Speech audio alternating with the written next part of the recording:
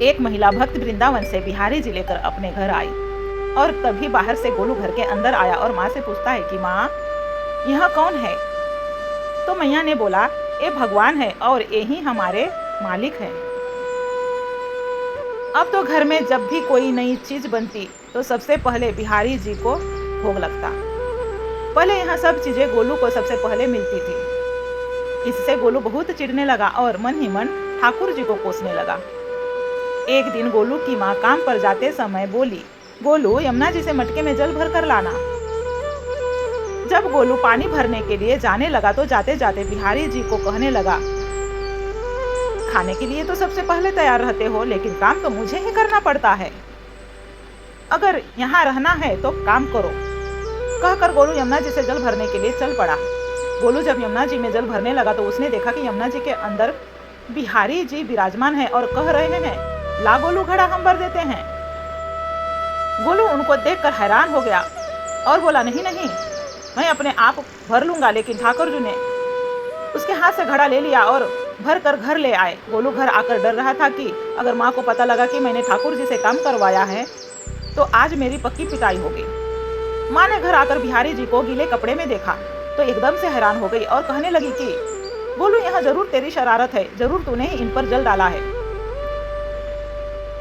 गोलू ने अपनी माँ को समझाने का बहुत प्रयास किया, लेकिन माँ ने उसको डांट कर चुप करा दिया और ठाकुर जी के भीगे हुए वस्त्रों को बदलने लगी। अगले दिन जब माँ ने गोलू को अनाज पिसवाने का काम दिया तो बिहारी जी फिर से अनाज का कनस्तर ले आए और माँ को ठाकुर जी के वस्त्रों के ऊपर सूखा आटा पड़ा मिला। तो माँ ने फिर से गोलू को डांटा कि तुझे पता नहीं कि यहाँ हमारे भगवान है और तू भगवान के साथ शरारत करता है। आज तूने फिर से इनके ऊपर आटा फेंका है। तो गोलू शपथ लेकर कहने लगा, नहीं माँ, मैंने कोई शरारत नहीं करी है। यह तो मेरे हाथ से गेहूं का कनस्तर लेकर खुद पिसवा कर आए हैं। गोलू की माँ आज बहुत गुस्सा हुई। अगले दिन फिर माँ बोली, बेटा गोलू, आज तुम्हारे बाबा बाहर गांव से वापस लौट आएंगे, बस आज का ही काम है। तू जंगल से थोड़ी लकड़ियां लेकर आना। गोलू फिर डर गया, कहीं ठाकुर जी फिर से मेरे पीछे ना आ जाएं। गोलू ने माँ को बोला कि मैं चला तो जाऊंगा, लेकिन बिहारी जी को समझा लो वह मेरे पीछे ना आए। उसकी माँ हंसकर बोली, हाँ हाँ समझा दूंगी, तुम जाओ तो सही। गोलू जल्दी जल्दी लकड़ियां लेने जंगल में चला गया और माँ काम पर चली गई। लेकिन उस दिन माँ काम से जल्दी वापस आ गई और देखा बिहारी जी अपनी चौकी पर विराजमान नहीं है। वह तो एकदम से घबरा गई कि कहीं गोलू की शरारत तो नहीं है। वह भागी भागी जंगल की तरफ गई। तभी उसने देखा कि गोलू के साथ एक इंसान लकड़ियों को लेकर घर आ रहा है। गोलू की माँ यह देखकर हैरान हो गई कि यह तो बिहारी जी है। यह क्या हमारे भगवान हमारा काम कर रहे हैं?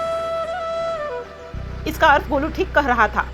वह जल्दी जल्दी भागकर ठाकुर जी के पास गई और लकड़ियां उनके हाथ से लेते हुए उनके चरणों में गिरकर रोते हुए बोली, हे बिहारी जी, यहाँ आप क्या कर रहे हो? मुझ गरीब का काम क्यों कर रहे हो? ठाकुर जी मुस्कुराते हुए बोले, हमें तो तेरे बेटे पर बहुत प्यार आता है। सब लोग हमें भगवान समझते हैं, लेकिन एक तेरा बेटा ही था जो हमको अपना मानता था।